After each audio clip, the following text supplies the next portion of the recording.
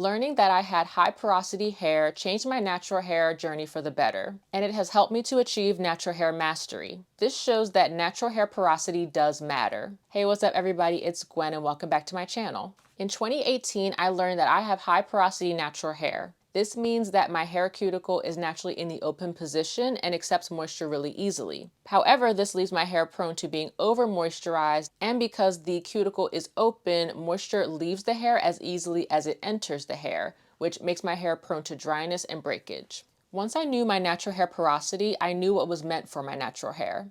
I learned what was needed for my specific natural hair type, and I took my natural hair journey to the next level. Here are 3 reasons why learning that you have high porosity hair is a game changer for your natural hair journey. First, you will learn techniques that are specific for your high porosity hair problems. High porosity hair is unique in its needs for managing frizz, tangling, and protein moisture balance. Once you learn these 3 techniques for your high porosity hair, your hair routine will never be the same. Next, in knowing that you have high porosity hair, you will know what products won't work for your high porosity hair. This will save you time and money by preventing unnecessary purchases. And lastly, knowing that your high porosity will prevent you from trying to make certain hairstyles and hair techniques work for your hair. Informing yourself about what your hair actually needs and what it doesn't need will prevent you from being frustrated by trying to make someone else's hair techniques work for your specific hair type.